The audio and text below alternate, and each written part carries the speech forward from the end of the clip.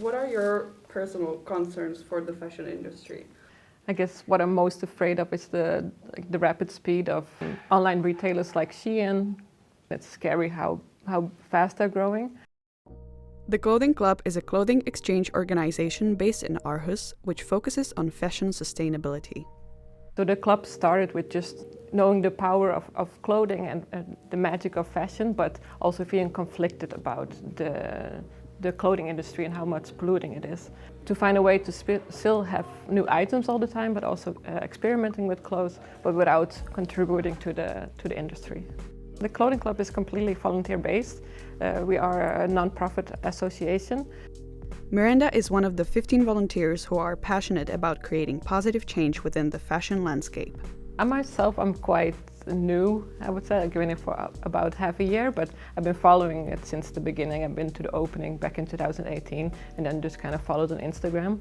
And in the beginning, it really started just as people that knew each other just sharing closets. And now it just grew out to a bigger concept. Miranda is from the Netherlands and holds a bachelor's degree in fashion design, where she finds particular interest in fashion sustainability. For me personally, I'm a volunteer because I've been kind of on a journey of consuming less and being more responsible with my purchases. But that came with buying less, but then I really missed just experimenting with clothing and having fun with clothing. The business is a subscription-based shared closet where customers can swap clothes. The majority of the displayed items come from donations or are created by the volunteers. Sometimes items break and we also always try to repair them. Sometimes they are beyond repair, so we bring them to the sewing lab here where they can be used again to be upcycled. We also bring them just because we don't see that they get rented a lot. There's also a free closet here where we just put items so we kind of get maybe some new stuff in again and some out again. But yeah, most of the things are repairable, so we try to do that. Yeah.